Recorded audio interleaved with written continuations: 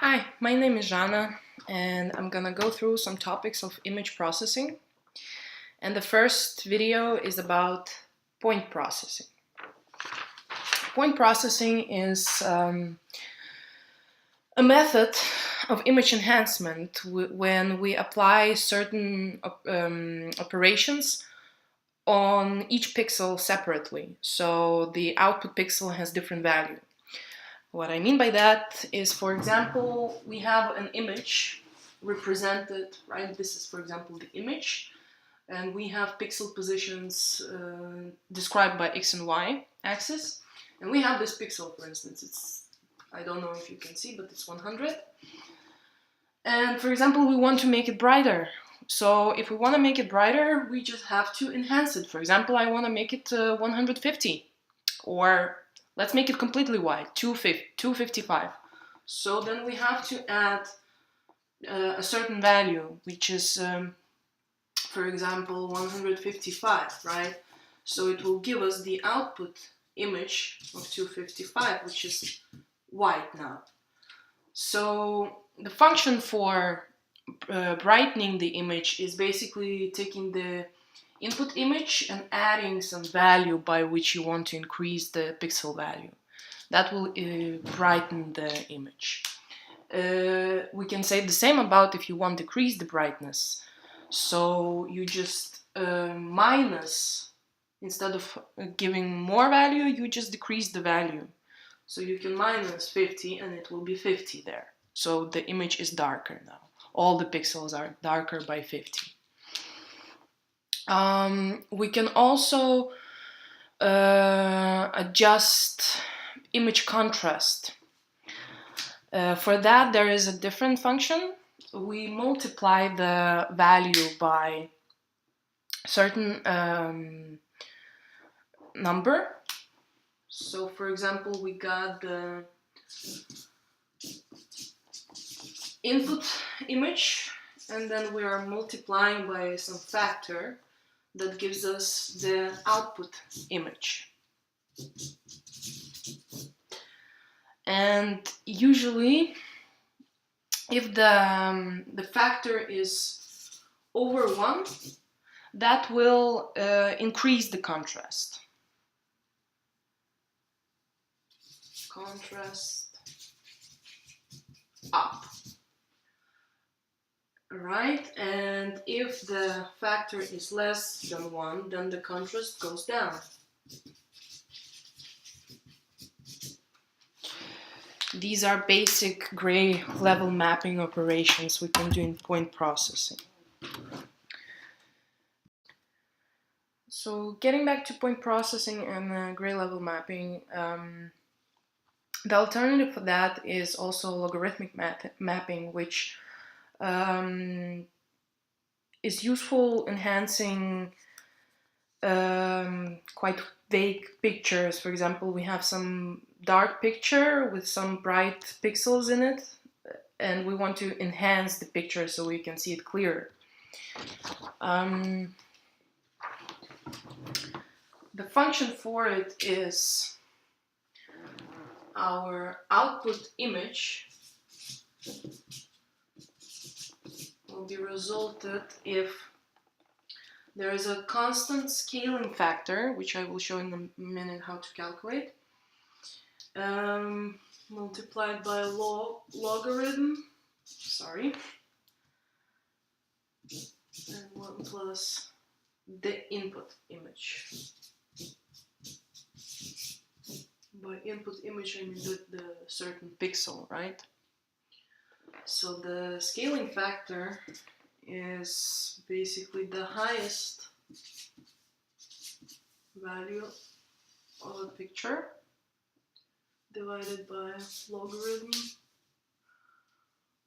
of 1 plus Vmax, and Vmax is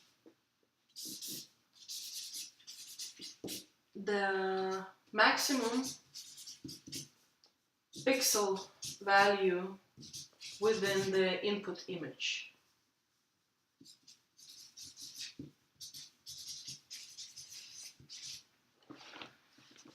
So to illustrate this, I will use our book page.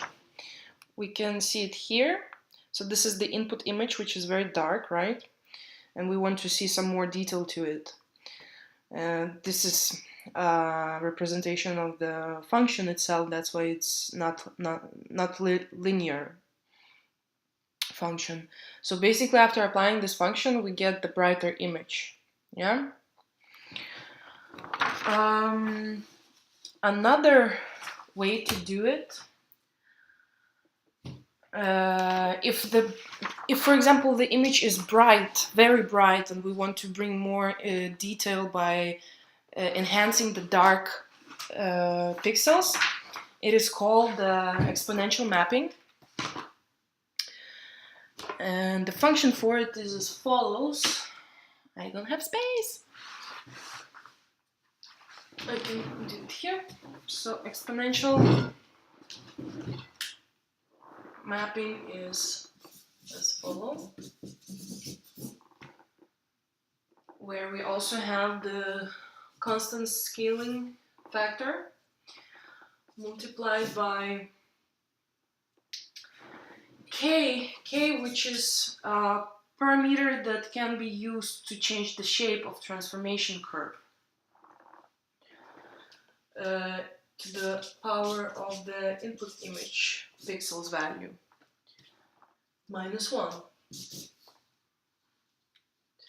And the scaling factor for exponential function is the maximum pixel value divided by k to the power of the input value's maximum pixel value -1. So it will result in the image as follow. Also, I'm going to use it from the book. So this is the bright image. We apply the function and it just darkens the dark pixels already, so we have more detail.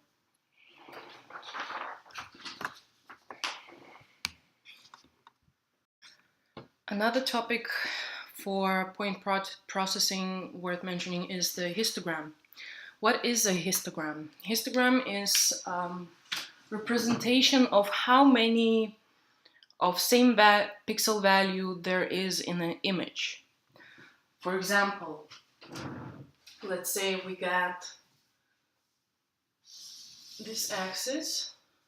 Let's say it goes from 0 pixel values to 255, right? From the darkest to the brightest. And then the amount of those pixels. Pixel amount. Pixel value. And let's say we have a picture which is very dark. When it's very dark, it means that all pixel values are low, right? So we would expect that in a dark picture we would have mostly our pixels somewhere here, right? In the left corner of the axis. If, for example, the image is very bright, so it means that most of the pixel values are high. So on the histogram we would have more of these bars on the right corner, right? Representing. It looks like this. So dark image, right? And this is the histogram for the dark image. This is bright image, and this is the histogram for the bright image.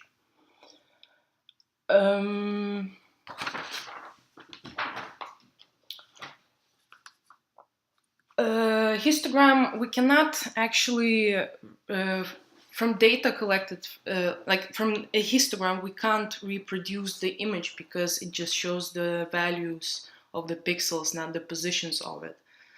So one histogram can actually represent many very different images that have nothing to do in between themselves. Best, I think, illustrated is here.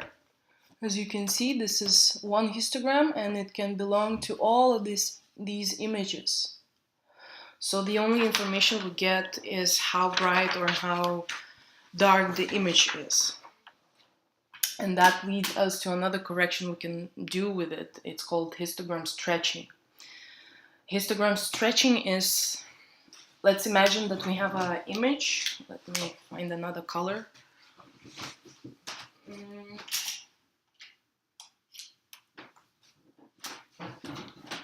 I hope this works. We got an image which is kind of dark, so it has like very narrow histogram bars over here. So in order to enhance in a way that we have more detail, so that the bright image points are even brighter and dark image points are darker. And basically we take this bar and we stretch it so that the lowest pixel values in the histogram are denoted the 0 value, and the lowest pixel value is denoted the darkest 255 value, and all the values in between, they are stretched accordingly in between. To do so,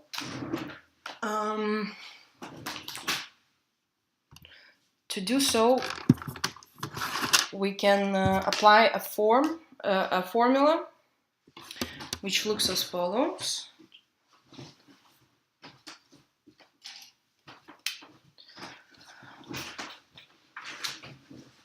So we take our input image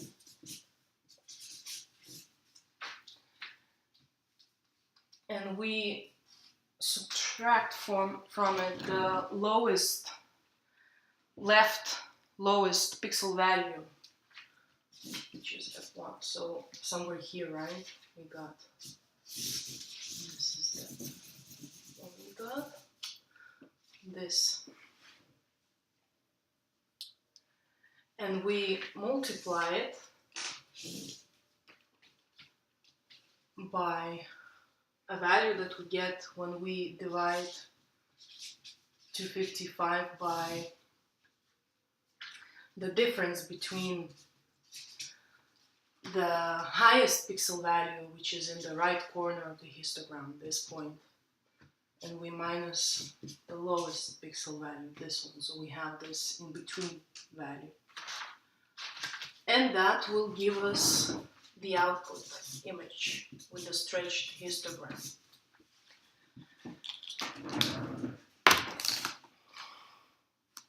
It is best illustrated on this diagram again. It's hard to see behind the paper.